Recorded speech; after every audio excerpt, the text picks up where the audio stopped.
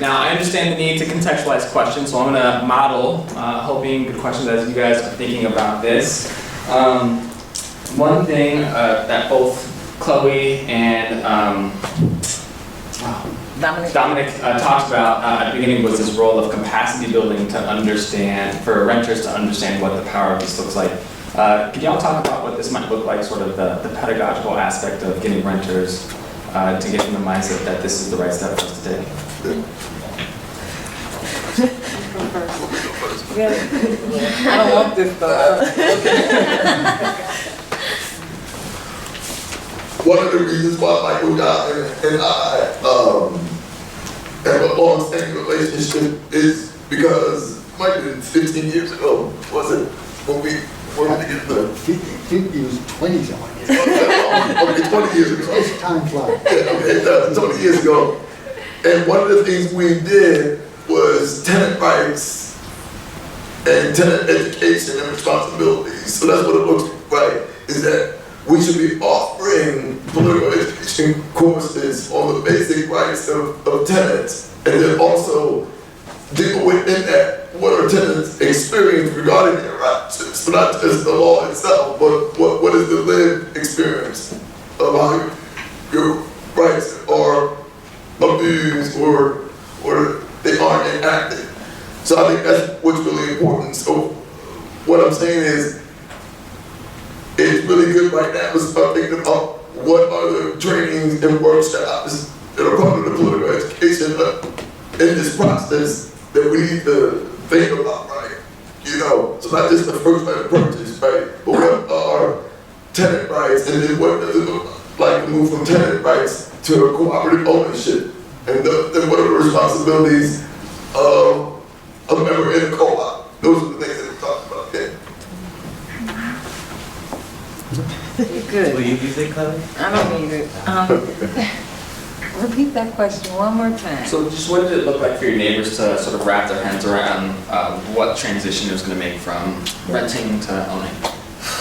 Man, it's a long process. We are still in the learning stage, believe it or not. But with us, with me and my neighbors, it's just more of us doing a lot of organizing, going to a lot of different stuff, like by having Dominic here to come and teach us some things, and just reading and stuff, I guess, and being honest with each other and building. So we got to build with each other. So I want to also just chime in on that for a second.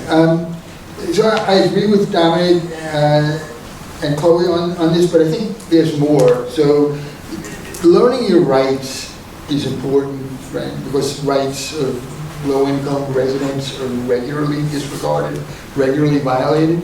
So learning the rights is important. But the capacity building goes beyond rights. It's talking about what people are capable of doing, and they may not know they're capable of doing. It's making people aware that there are things that are within their control if they organize and they fight as a group. Those kinds of things are part of the capacity building. And in a co-op, you have to act as a group. Otherwise, it's just another rental with someone else being the landlord. So the idea of banding together, the idea of thinking through what you need, what you want, and figuring out a strategy about how to get it is part of what capacity building is about, it seems to me, beyond the rights. Yeah, I agree. You're right. Awesome, awesome. So folks have some questions.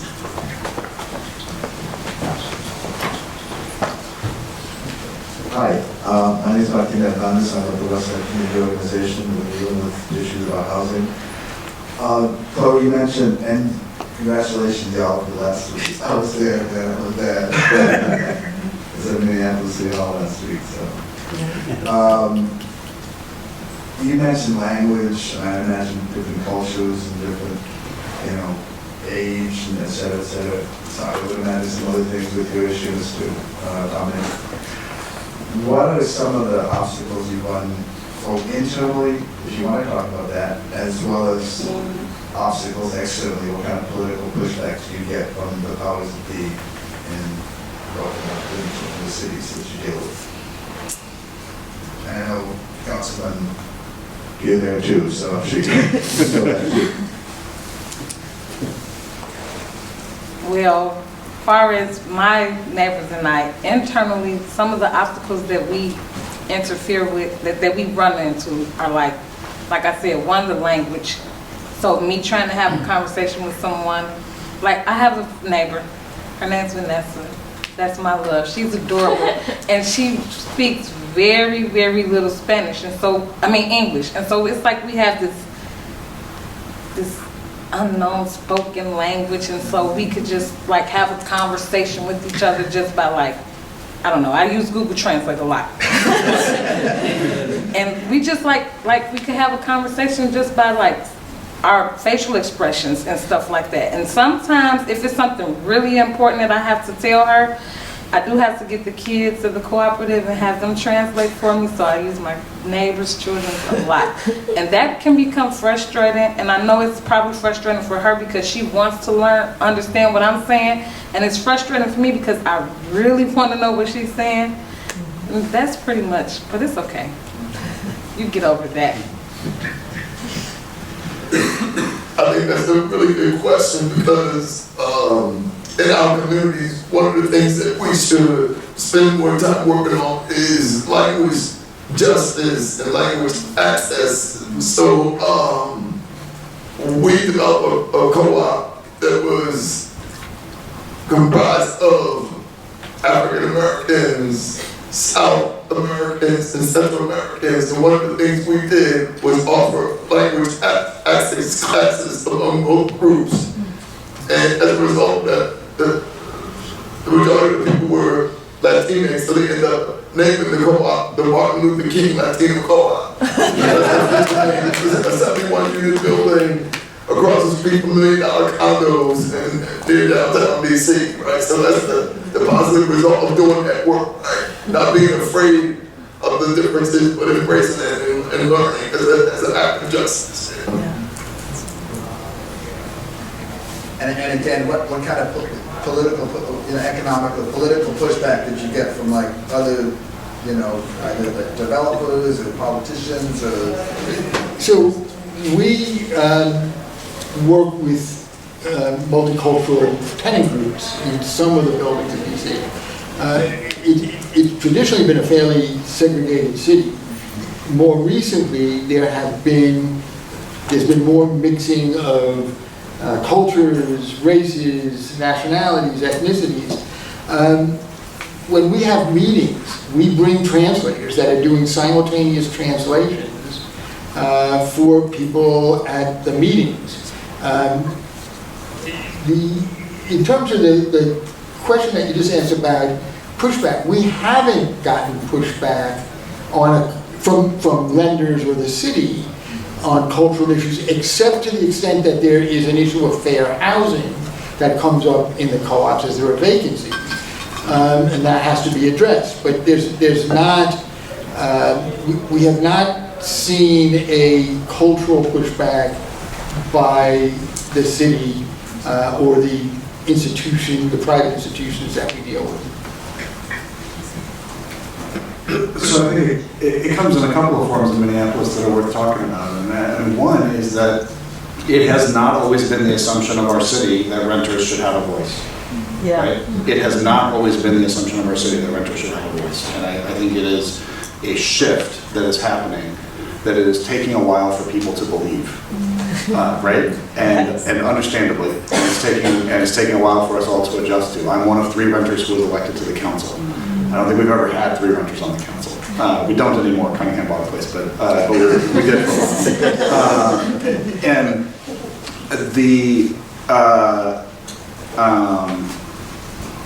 that shift is unsettling for a lot of people. I think people are used to, and there are still spaces where you can go, civic spaces. I've been to neighborhood meetings and other spaces where people are made to feel ashamed for being renters, where there's an assumption. People look at me and say, what bad decisions did you make that you haven't been able to buy a house yet, right? And, I actually like where I live, as it turns out.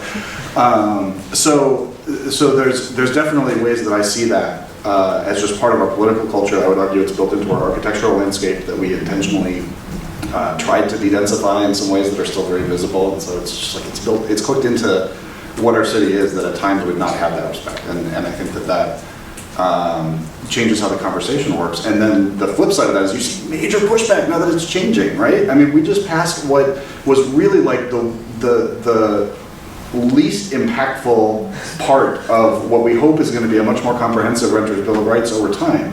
And we saw, we think $500,000 spent. I mean, that means they spent more than the combined 13 campaigns that won council elections all over the city to try to fight this ordinance, right? And I mean, they had big colorful lawn signs and massive, Facebook ad buys and all of that stuff. And they would keep saying, like, prove there's a problem, show me the data. Like, I'm saying, well, we have renters here who are saying there's a problem. So, like, they're people who said a thing, so we should believe them, right? Because, like, we don't need to, like, go show data for that. But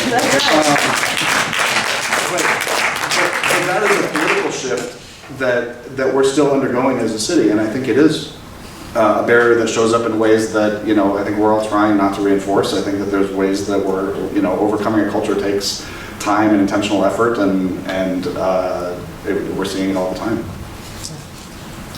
One political thing that my neighbors and I have experienced is when we went to court, actually, and the court doesn't have the capacity to have interpretation for all of my neighbors that speak Spanish. And so now it's like they want to pick and choose how many people can go to trial and stuff like that. So we're changing the narrative of that, though. It's because either they're going to hear us all at one time, and that's that, or we just dismiss the cases. So it's just a lot of pushback. So it's hard, but it's a lot of pushback.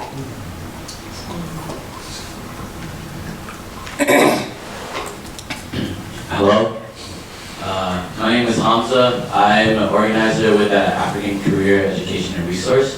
We're having very similar issues, such as this in the northwest suburbs. So where I work is Brooklyn Park, Brooklyn Center, Crystal New Hope. And when we're talking, you brought up a point earlier that we need to make people aware of what is in their control and also make them aware of their rights. But historically, renters who had people come to their door, promising this, that, the third, promising to give help, have been historically disenfranchised, believe that their voices are not heard, even though their voices should be heard. So my question is, how do you reinforce this, I guess, belief that renters do have a voice to renters, especially with Incognito's and the great work that they've done. So that would be like my main point there. No question. Okay, so as an organizer, you have to have faith and you have to believe in what you're saying. So when you're organizing your neighbors or the other people that you work with, you really, really have to believe it, and they have to feel that from you, because if you don't say it, if you don't feel it, they're not going to believe it. You know what I'm saying? So I want to disagree with the idea that tenants don't have a voice, even if there are not laws in their favor. So the story that I told in the beginning, tenants took over their building when an owner wasn't there. That's not something that the law says you can do. Another story, when around the same period of time, New York had a rent strike statute that allowed tenants to put rent into an escrow account. And that was useful. But what we did was something different. A group of lawyers, I was one of them, got together to say when landlords were evicting tenants, there were very few judges to hear the trial. So what typically happened, cases went to landlord-tenant court, and they were either dismissed or there was a default judgment against someone who didn't show up, or they were settled. Yeah. We marked every single case, every one ready for trial. So the first day, there were 100 tenants and they were ready for trial, and 7 got tried. On the next day, There are 100 tenants ready for trial, and 7 got tried. And we clogged the New York City court system until we eventually made deals with landlords. We will trade you the money in escrow for the deed to the building.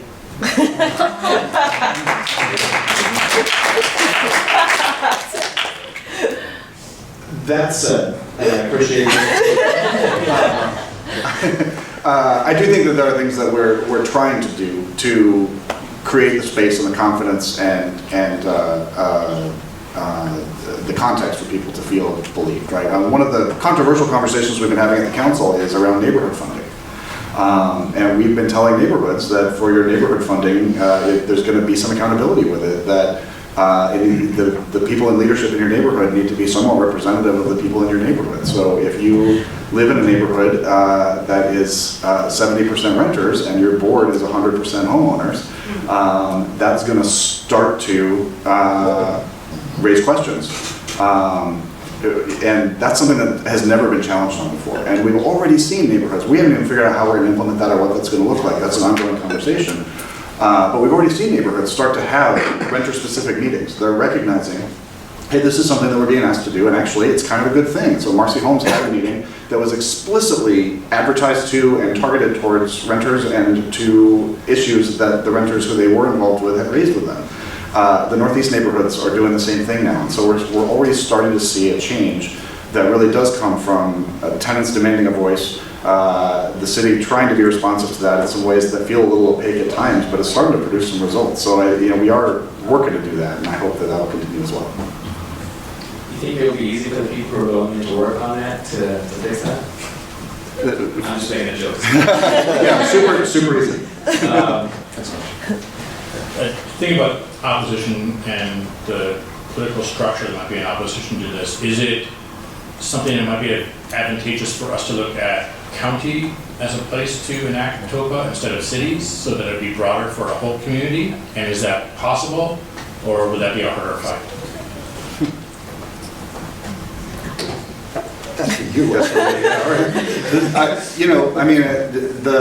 There's a little bit of a default towards, I think on the council, just us looking at like, well, this is where we can pass laws, so we're going to get it done. But it also, I think their charter is a little different, and politically it's a little more diffuse, and I think it would be harder to do in the county. So I think getting it done here, there's a lot of things that, and I'll say our city attorney might appreciate that question and wish that I was answering it differently, because we sometimes get asked like, can you not lead on everything? We're tired of being the ones who lead and get sued, and all of that stuff. But I think honestly, politically, this is how it's going to happen. Just going to go. You.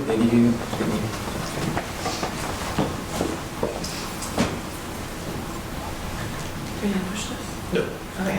Hi, I just wanted to know if you could expand a little, Dominic and Michael, about the scope of TOPA.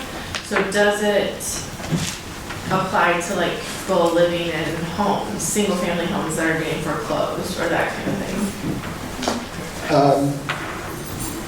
We want to separate out foreclosures. Foreclosures, is this on? Can you hear? No. I could have. Foreclosures have been excluded from the TOPA statute. So forced sales are not part of TOPA. And up until recently, single-family sales were. DC has just, we never dealt with single-family sales. It's the same kind of amount of work as for a 100-unit building, but they were now withdrawn from TOPA. Generally, there's some exceptions, but withdrawn from TOPA. So you have, the typical building is a multifamily building. And there the scope is any voluntary sale or any transfer of a controlling interest in the entity that owns a building. So if a corporation owns a building and the owner of the corporation sells 50% of the shares to someone else, it's a transfer of the buildings triggering TOPA. And TOPA is for multifamily buildings is a long process. There are essentially 4 categories. Owner gives a notice of sale, tenants have a certain amount of time to set up an association that can take title to a building, and give the owner notice of their interest in buying. There's then a period under which they can go to contract with the owner. There's usually already a contract with a third-party buyer by the owner, so the terms of the contract are more or less set by that third-party contract. And then once the contract is signed, there's a period to go to closing. The whole process can take more than a year. But there have been, as I say, thousands, many thousands of units preserved under TOPA as ownership or tax credit rentals, and another, some number that I'm not familiar with, but a big number of tenants partnering with developers of their choice to preserve affordable housing. Thank you. After the first session, this is our third session today, we had a session with the city council people and staff, and Michael and I was talking about the law. Is almost a year ago or a year and a half, one of the DC council members pushed through this law where, Who had once been an ally. right, that single family units, most of them are no longer under the TOPA statute, and Michael had it right. He said that's a bad law, and we agree, right?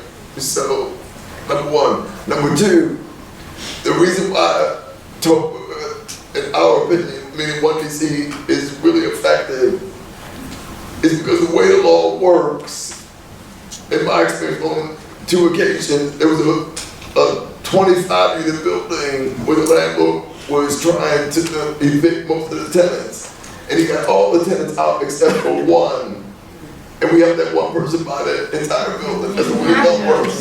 Right? And then I worked on a building that was like a 40-unit building, and they got it down to 2 people, and we told them, you're not going to believe this, but we're going to help you buy the building. So who's ever laughing? You know, we hate that people have to be tortured this way, because it is a form of torture, but the people who are in it is a real serious benefit, you know. So that's why the law is so impactful. And Michael, you might want to mention this point again that you mentioned earlier about the politics of DC and why the TOPA got passed. That's real important for people to understand. Yeah. So when TOPA was passed in 1980, there was DC, which you may or may not know, is not a state. It's not a territory of the United States. It's not a commonwealth. It's a colony. It's a colony. But in 1973, DC got limited home rule. And it, for the first time, elected a mayor and a council. The council that was elected was an extraordinarily progressive one. I mean, very, very left wing. And that was why something like TOPA and the rest of the Conversion and Sale Act, limiting the ability of landlords to convert their buildings to condos or cooperatives without tenant approval, were able to pass. I don't know whether TOPA would pass today. I think it would, but I don't know if that would. Then was kind of the perfect storm of DC exercising its own home rule, and, you know, flexing its muscles with a very progressive city council who asked progressive lawyers to help draft the statute. So it was just the right time for it. It now has a long history, and the industry on the whole has accepted it. There are outliers who fight it still, and they try either legal or not so legal means of defeating TOPA, but they tend to lose in the long run. Hey, Ricardo Lopez with the Alliance. Thank you all for being here. So my question is, when we were doing the work with City of Minneapolis recently, something that landlords kept telling us time and time again is that they were going to increase rents if any of the hearings were to pass.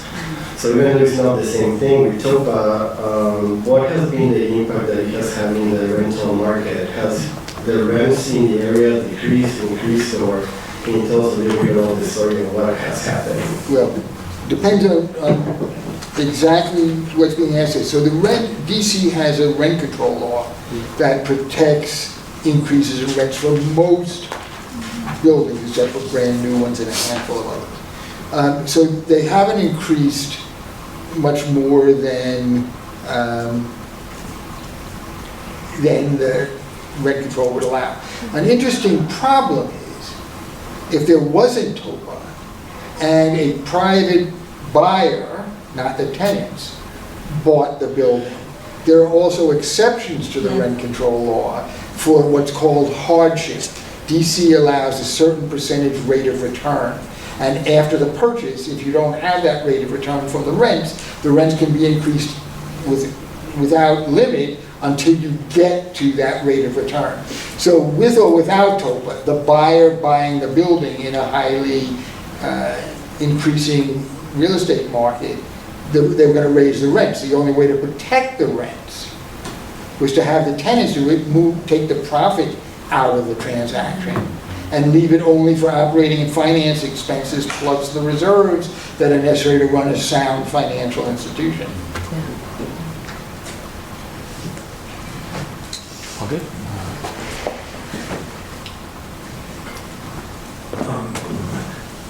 This might be a little bit off to the side of what we were talking about, but I know part of the problem with buildings being sold is speculation, and that's what happens in the housing market too. The house next door to me was foreclosed, and a flipper bought it for $100,000 and then sold it a year later for $250,000, without doing a lot of work, some work.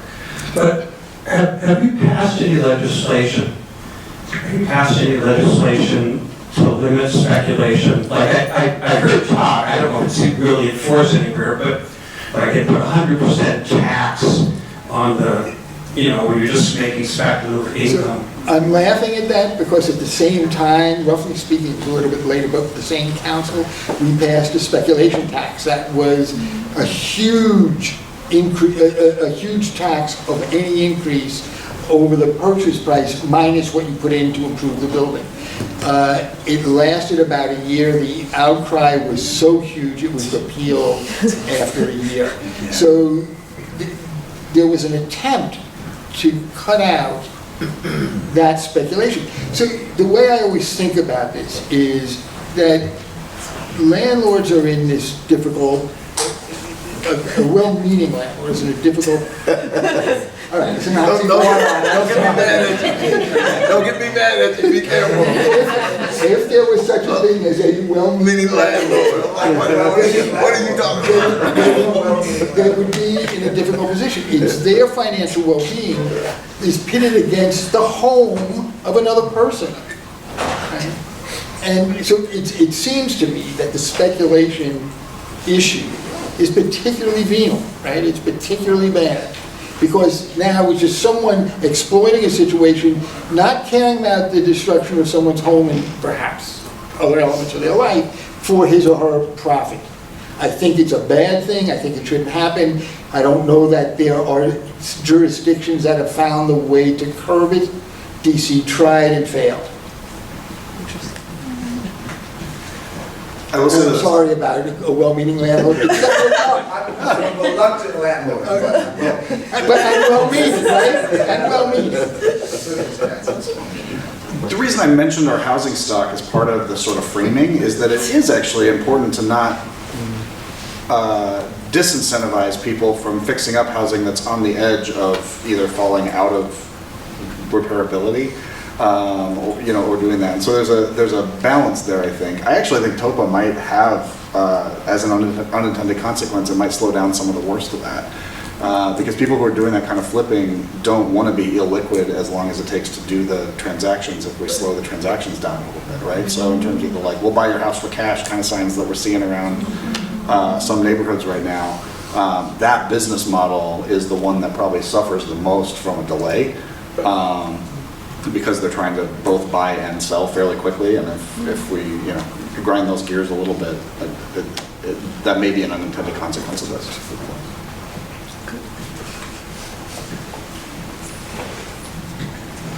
Hi, I'm Gretchen Nichols with LISC, and we are in the capacity building business and finance, so we're very interested in this conversation. We know the struggle of building capacity to be successful, and I'm just creating a caveat of not wanting to set this up to fail, because we know that you guys are 20 years down the road and know a lot and have a whole great story to tell, but we're at the building stage of a system, and we need to learn from you, what is that going to mean? Is there a staging? Is there a incremental kind of increase of how this comes online? Because we do not want to create expectations and then falter, and then everyone's going to throw us under the bus because that just didn't work. So we want your advice to help us be more intentional around guiding this towards a sustainable model. Well, we were once at the stage that you're at now, and we were able to make it work. So there are lessons learned. Right? There are lots of flaws in the TOPA process. There needs to be lots of technical assistance. There has to be a way to finance technical assistance at the front end, training, etc., but technical assistance in the ongoing operation of the building. People are taking on a massive asset for people, again, who typically have not owned real property previously, and now you have $1 million worth of assets.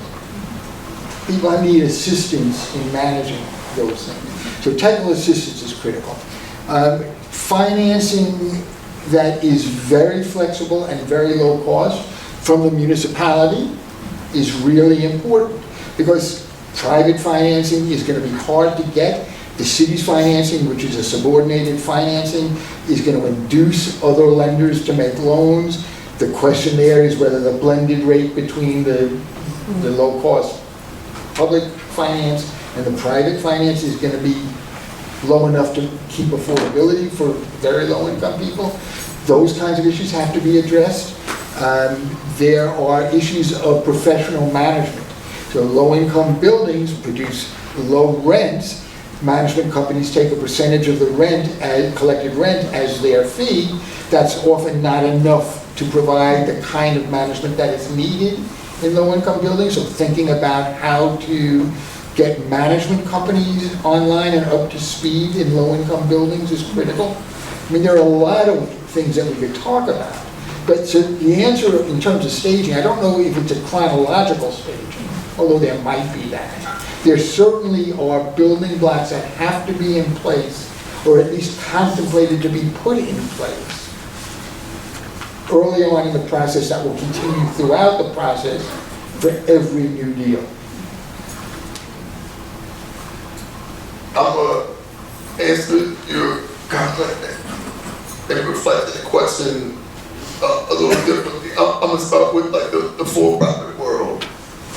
So one of the things I've learned by knowing a lot of real estate developers and wealthy people is that, especially in the United States, because I've been in a lot of places around the world, is that in the United States, for some reason, when real estate developers or land veterans do a project, they don't tend to raise the question or make the comment that you make. They go make all these mistakes and nobody asks them about the cycle or the process or the steps. You know, and the same thing happens with wealthy people, right? They make mistakes over and over again and there's no accountability.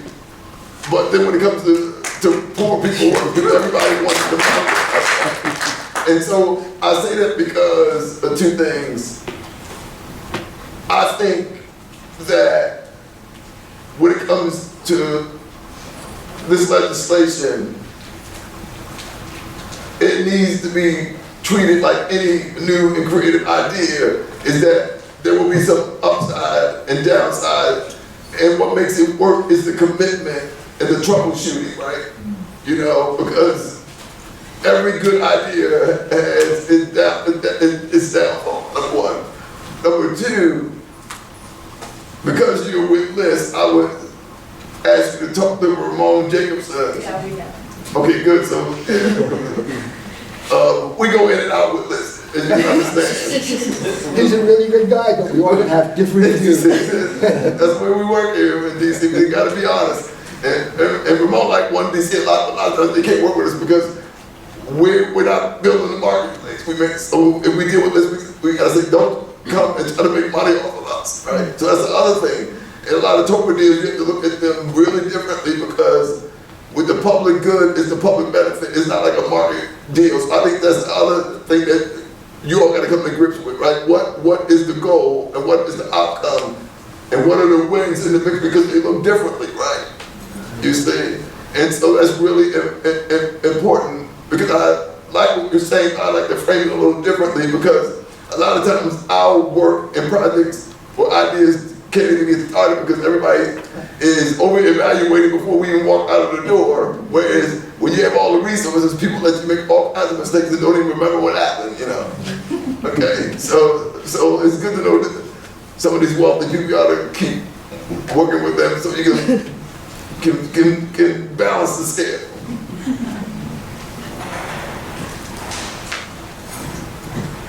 So you said that the price in some respects is set by the third party that might already be negotiating with the seller. What kind of safeguards do you have to kind of arrive at the right price and to not get gouged? So that's a great question because there have been instances where that's exactly what's been attempted. So there are a couple of safeguards that may or may not be very good. The statute requires a bona fide offer of purchase. That's not defined, but there's a meaning to the term.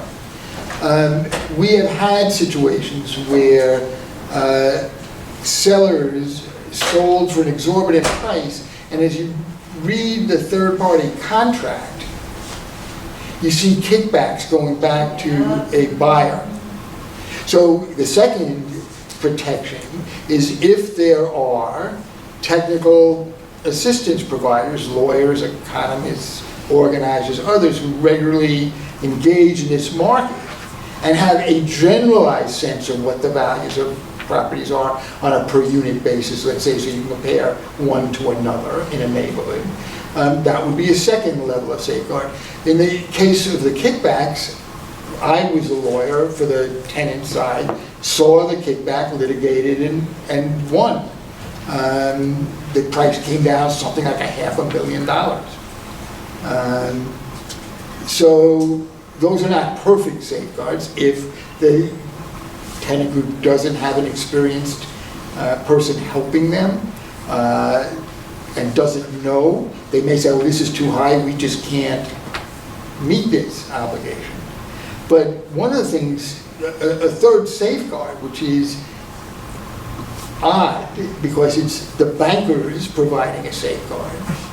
When the tenants would say, yes, we want to go ahead and do this and go through the TOPA process, and then go to the lenders to try to get this financed, and the lenders say, there ain't no way we're financing this.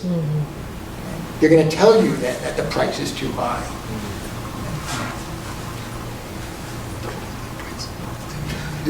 So there is, I mean, there's another possibility that Dominic just wanted me to talk about. There's the possibility of obtaining an appraisal by an independent appraiser. The problem with that is that the tenants don't have a lot of extra money to spend. To get an appraisal, I don't know what it is here, but in DC to get an appraisal of multifamily property is going to be somewhere between $3,000 and $6,000. And if you want it really quickly to expedite the report, it's going to be a little bit more. So that's money that unless you have a funding source that would pay that, LISC might do something like that with the idea that if the price if the third party price turns out to be way outside the range of the appraisal, that you can go after the seller to repay the appraisal cost. In another city where we talk to people, the other loophole that we've heard, that I've heard a couple of people ask about is sort of non-monetary components to an offer. So like a way that they've gotten around it is they'll say, well, we'll offer you $3 million for the building plus crane air rights for the next thing you're building over there, where we own the property next door, and we'll lease you some parking spaces in this lot that we own over here. And you can't match that offer, right? So obviously, we're gonna write it in a way that the non-monetary stuff doesn't count. And that's something that other cities, we can learn from other cities and not make that same mistake. And DC does that. So DC has a couple of things in the statute that are monetary, that the owner can't go above, so good faith deposits and things of that sort, down payments, those things are set.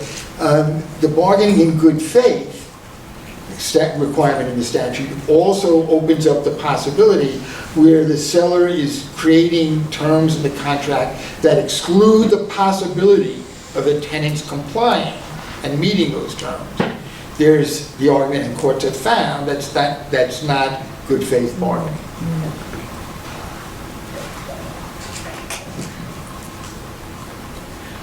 No, I'm sorry. I was just saying that I got you in the queue. Oh, okay, Yeah. sorry. Okay, thank you. Some people touched on elements that I thought, this question could probably fit. We've been trying to help seniors keep their houses and being prevented from becoming homeless in the streets, because that's their alternative. The problems arise when they are minority seniors or disabled, and they're being targeted by developers and people who want to make a profit off of their property. But they have support from what they call code enforcement and prosecutors who would be racist. And Minnesota has a law that says a code enforcement officer can create any violation, in his opinion, and take the person to court, have a $1,000 fee per charge, put them in jail, and give them a misdemeanor crime conviction. And each time they increase the number of times they can do that, one of the attorneys will say they could enhance the penalty, up the charges, up the level of crime to gross misdemeanor and felony, and also keep them in jail longer.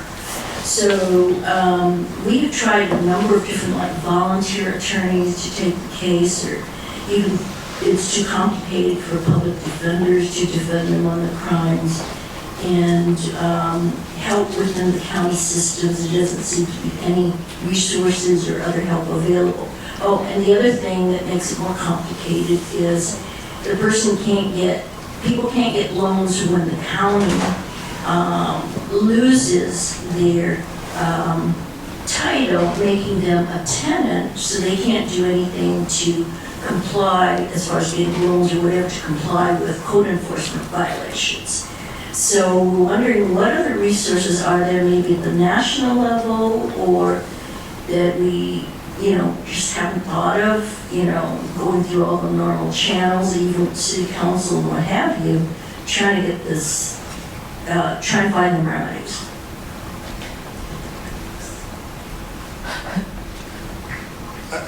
That's not, the question isn't necessarily a remedy question, it's a resource question. So are you saying that if someone owns their home and the inspectors come in and cite them for violations, which then end up having them lose their homes? That's the option, but technically they don't own the home because there was racism and the documents which would prove they're an owner are lost, and so they can't report anything, and so they're considered a tenant. In the form of a tenant, you don't own that property, and so now we can do all these things. So it sounds like there's a lot to unpack there, so maybe we should talk offline, but certainly, if someone who owns a home shouldn't lose their ability to show what they had, right? So let's check in afterwards. Hi, my name's Elizabeth, and I had a question that was kind of back on this financial part of the deal. So have you heard of any, more like a tax incentive or something that would either even the playing field or somewhat advantage the tenant association or cooperative buyer? So I say this because there's something kind of similar to that was a bill that some people in this room were part of that was at the federal level, didn't kind of move through the process, but it was about trying to make it, it was the mobile home park cooperative and trying to make it easier for that kind of transfer to happen. So there are lots of tax incentives already in place. So DC gives limited equity co-ops a 5-year real estate tax abatement, so they don't pay any real estate tax. If you're a co-op member, you're a first-time co-op buyer and you buy your share of stock, DC gives you a credit up to $5,000 for the cost of your purchase of the share. There are a number of other kinds of incentives. So co-op members have all the federal tax write-offs that any homeowner would have. They can write off the mortgage interest, real Just to estate. be a little bit more pointed, is there something that is more like trying to help that owner though? With the, like how that might be an incentive to the owner? Again, this is kind of going to like, what's the price that they got this third party, and I don't know what Minneapolis would end up doing. When you say owner, do you mean the seller? Seller. I'm not interested in helping the seller. Even if it ends up meaning that the transfer happens is more even if it makes it more likely that the sale then goes to the tenant association. I haven't thought about that, but it's, my sense is the owner is selling the property at the price that he or she thinks he or she can get. That's what the third party agrees to. That's what the tenants are paying.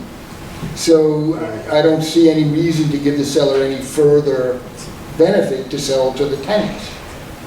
I could be wrong on that. There's certainly going to be people who disagree, but I don't see any reason for doing that. So TOPA is a stick, not a carrot. You're required to go through this process. You're not incentivizing the seller to go through. The incentive is an owner wants to sell the building. That's the only thing that triggers TOPA. So when it doesn't force an owner to sell. If an owner decides to sell, they have to comply with TOPA. You want to clarify what you're asking? Right. I think we're talking about different models. So this person had reminded me that the mobile home is right of first refusal. And I guess I'm not feeling so stuck into your model. I'm trying to understand, are there incentives out there that you have heard about that incentivize this type of ownership, the cooperative ownership, speaking more broadly than, again, because we don't know what Minneapolis is going to, in the end, adopt. We know that you have a great model that works in DC and you got political support. But this seems to be, we're trying to see, are there ways to incentivize cooperative ownership, tenant associations to own properties and get control of this property? I think some of the things that I mentioned were the tax incentives for that side of the equation. Right? So on that side, there could be more, certainly. And I can think of lots more. Those are things that I'd want to think about. But on the seller side, I don't see the need. Yeah. Question back here. Right. I have a quick question, just to reverse this back just a little bit. My name is Carmen Means, for Central Neighborhood. I know the gentleman over here, and I understand that this topic is mostly about multi-unit properties. But I know that I just want to know, as there's a rewrite or a revisit or even a fight for rights of tenants and against the whole flip model home type of deal, have we considered, as well as we are protecting the neighborhoods from predatorial and from capitalism and from larger corporation, have we considered, or is it considered when we're doing this lobbying and fighting, the people that are really able to take advantage of this as far as breaking the cycle of generational poverty?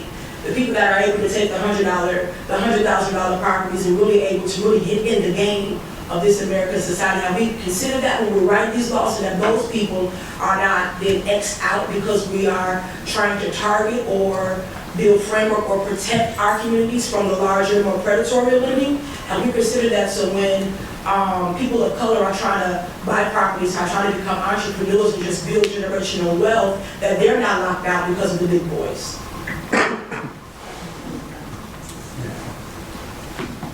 Again, no,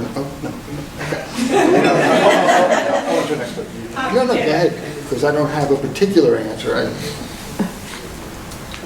So I do think there's an interesting tension around it, right? That a lot of the thinking around the 2040 plan is kind of designed to create opportunity to, convert to a triplex, to make investments in a particular property in some smaller scale entrepreneurial ways that aren't the Mortensons and the Dorans and everybody, but it is something that might be more accessible. And this does put a step in the process where if there's a tenant in place, they're going to be able to resist that process, right? So it is, there are going to be circumstances where it might feel like it's playing out that way. I think on the whole, that notion of stabilization, and I think that there's certainly in DC, there's a lot of evidence that there's been a lot of property available to develop in all kinds of ways in the context of having TOPA, and that's allowed people to avoid getting displaced while that development is occurring in their neighborhood. It seems like there's evidence that those things can coexist, but I can imagine on a particular property that tension being real. So I think that's worth us looking at as we go forward. So I was trying to think of an answer to the question as I was listening to the council member talk about it. So if you're juxtaposing a person of color as the third-party buyer being precluded from buying a particular property because of the TOPA statute giving a tenant a prior right. So I have two different kinds of ways of responding to that. So one, TOPA only applies if it is a tenanted building, not if it's a single-family seller to a... Right. The second point is that if the tenant is a low-income person of color and the buyer is a middle-income person of color, then you've got an interesting kind of juxtaposition about where you want wealth creation to go. Right? And I don't have an answer to that question. Right? There's going to be the possibility of wealth creation in either case. To the extent that the tenant has no other opportunity to purchase, and the third-party buyer may have another opportunity to purchase a different property, that might swing my thinking one way as opposed to the other. But you've created a problem of two deserving people for wealth creation and only one body of wealth to create. And there you have a different kind of value judgment that has to go into deciding which way that balance ought to come out. I don't have an answer to that. One other thing I'll note from our talk earlier is that a lot of the outcomes of these TOPA exercises are that the buyer ends up moving forward. That the tenant says, actually, that sounds like a good proposal for me, that what you're doing to this property is something that at least doesn't displace me and might be beneficial. And so what it does is it gives the current tenant a context to talk to the proposed seller, and they and maybe we could theorize that the odds would be higher with an entrepreneurial person of color from the neighborhood, that they'd be proposing something that's good for that tenant and that they'd come to an agreement. In the way they made that work. That might not always be the case either, right? But that's one of the common outcomes of these TOPA interactions from what it sounds like, is that they decide we're okay with that sale, we'll let it go through.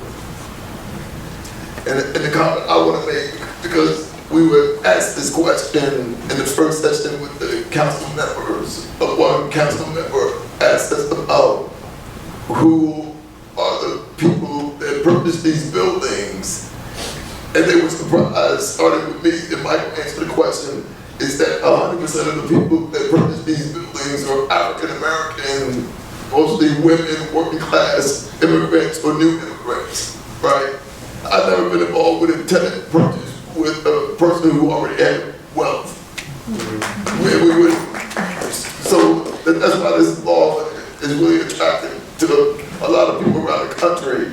And as I said earlier, like 10 different cities talking with one DC about this, because if the intention is clear and all the pieces go together, and that's why, listen, it's been really helpful in DC with these tenant purchases. You're really hitting the target population that you're trying to keep in the city, and they really have access to really community benefits and collective community enterprise.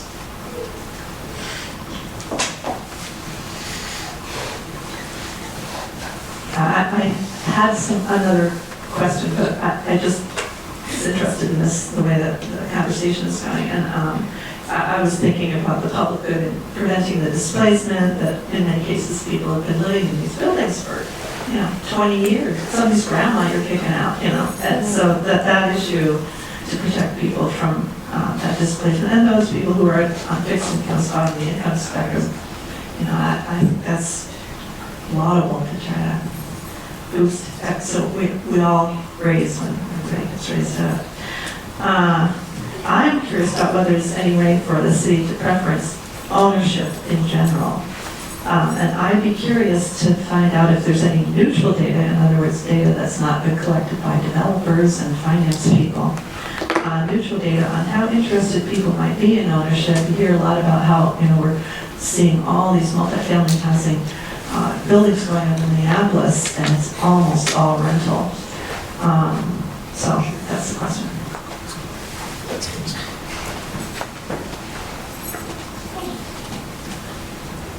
Do you want to speak to that?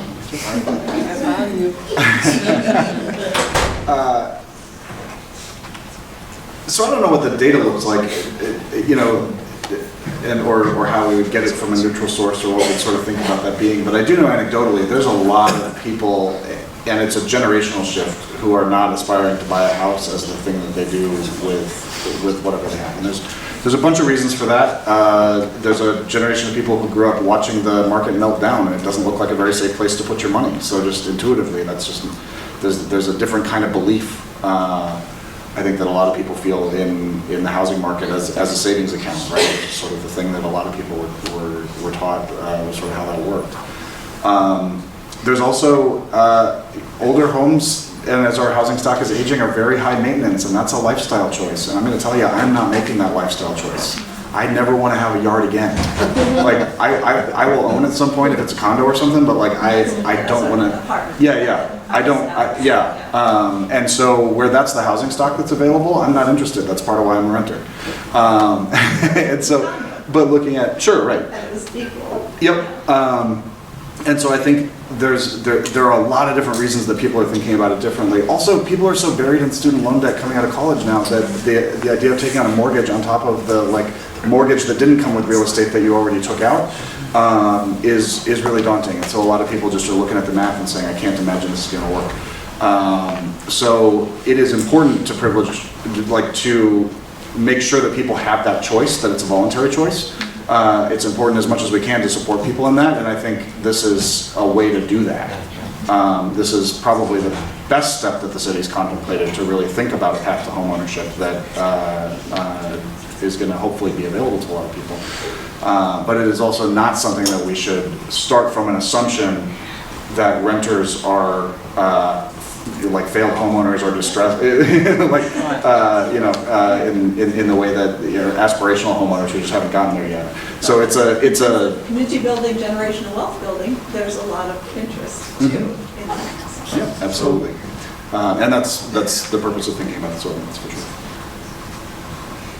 I am very, very sorry. I just learned that 2 of our presenters have to leave right at 6 to get back to DC, I'm assuming. I'm very sorry to the last 2 folks who had questions. Please,